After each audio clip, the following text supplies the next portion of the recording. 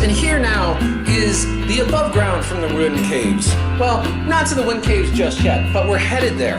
First, passing through the National Buffalo Grasslands Park, and you can just see how open the whole area is, how open the whole terrain is. And this is just some of the vast fields where the buffalo or bison, whichever they are, can graze.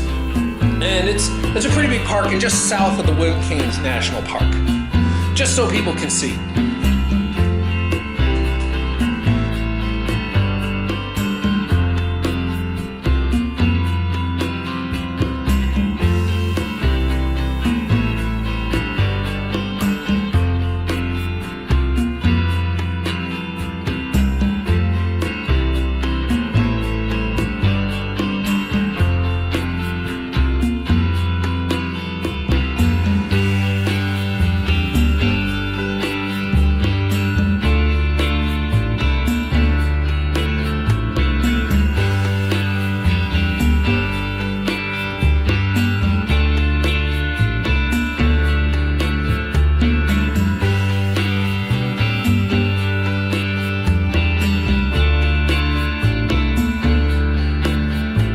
So they say this is a good spot to see the seasons of the elk. Well, let's see here. I'll walk to the ledge, see if I can see anything.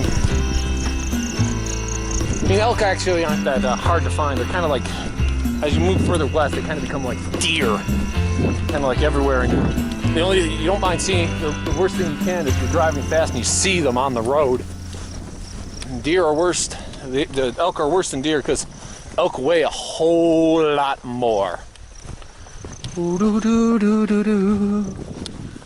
And no elk. It's also not their mating season, so you can kind of understand. But look at the big plains. Good thing I have a spare battery for this because I have a feeling I'm going to be taking a lot of video.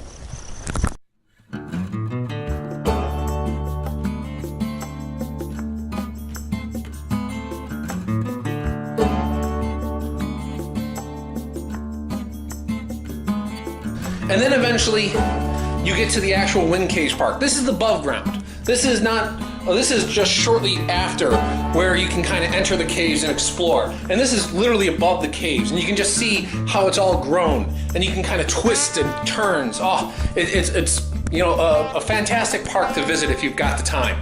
Also, if you don't know, Mount Rushmore and Crazy Horse National Monuments are nearby.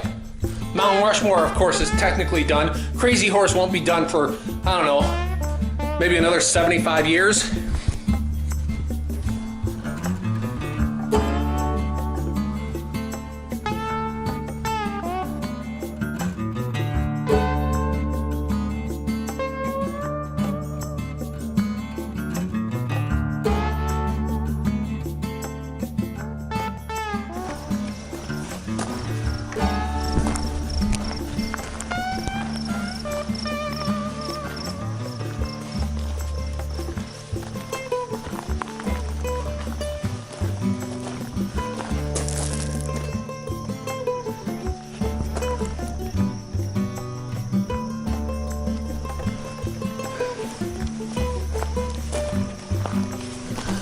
Hearing those words.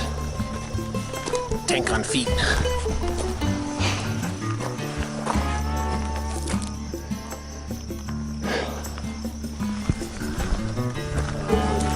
$1,200, $1,400, maybe 2,000.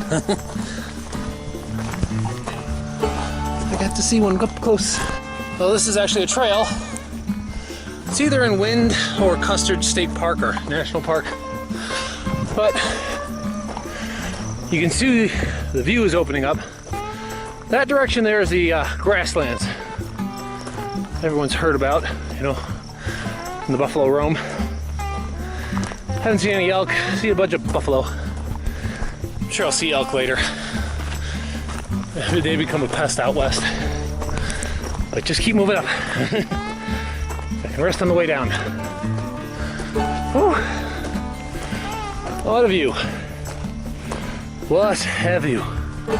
Now there's a tower up here. Hopefully I can climb it to get a whole 360. We'll see. Just keep walking. It's no big deal. Got plenty of water in the bike. Always plan ahead.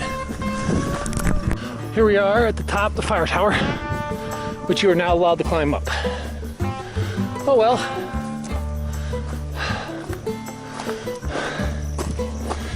That gap right there, that's the Buffalo Gap.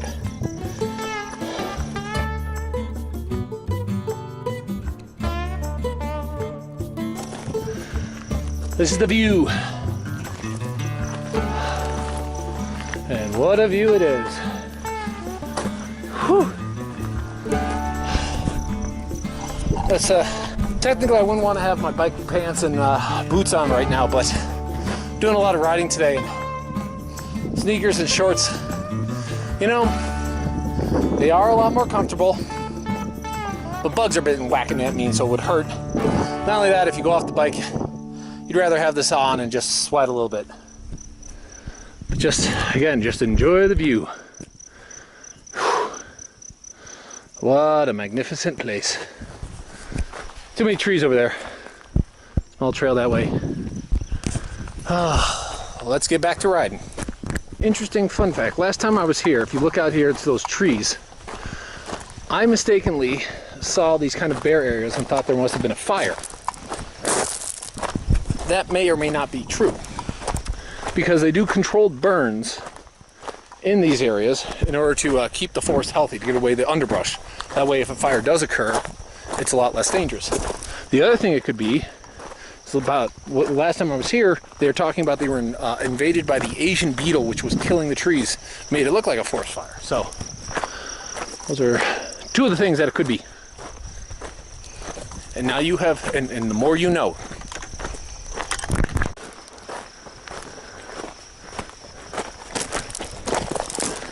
A bison or a buffalo.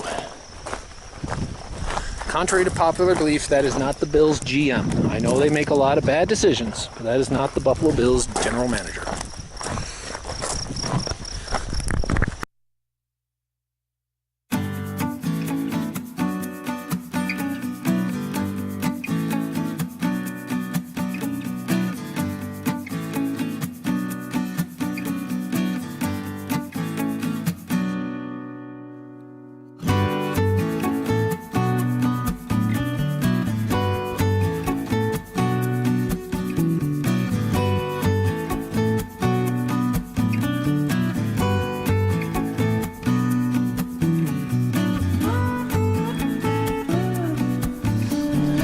But as I ride through some of the rest of the park, the one thing I wanted to explain is the Buffalo Gap. The Buffalo Gap there was just a gap between the mountains that actually is the dividing line between the Grasslands Park and the Wind Caves National Park. It's just a little thing where almost the terrain changes and all the trees start growing. I guess it got that name when the frontiersmen got here and they noticed it was all trampled down and smooth to get in because the buffalo could wander in and out. Also, elk season, apparently during their mating season, they can be seen a lot easier and more in an easier spot, and they kind of congregate more out in the open. I don't know. That's just what one of the placards said. I've known the placards at some parks to actually be incorrect, probably because they're written with the knowledge at the time, and then maybe someone discovers something later and that has to change. But you can just see how much fun it is to go through this whole area. It's just big, wide open, plenty of camping, plenty of people all around. Oh, it's so worth it. I personally, like, this whole area of South Dakota is basically just one big national park. You got, of course, Mount Rushmore, the Wind Caves, all this stuff. It's, Sturgis is in the area. There's so much to see, so much to do. Mainly if you're an outdoors person. If you're a city person, yeah, I could see how you could have trouble with it.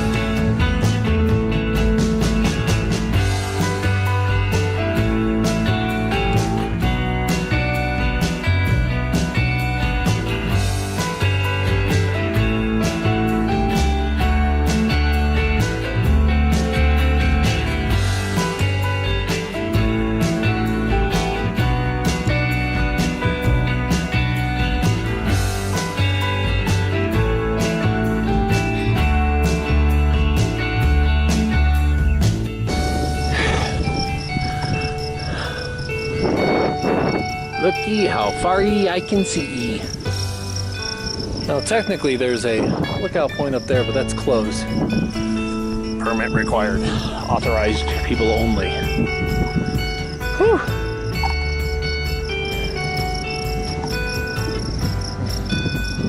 I believe the trees are red because not for good reasons. That's the Japanese beetle. Just take it all in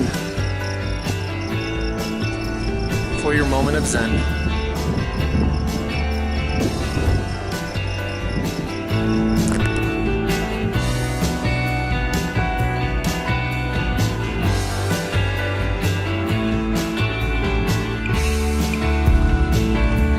You know, of course, you have to stop for some views and just look out all over the area. And, you know, that's half the fun right there. And it's always a good time, and it's always highly recommended. I wish I could visit more often, but there's just so much to see.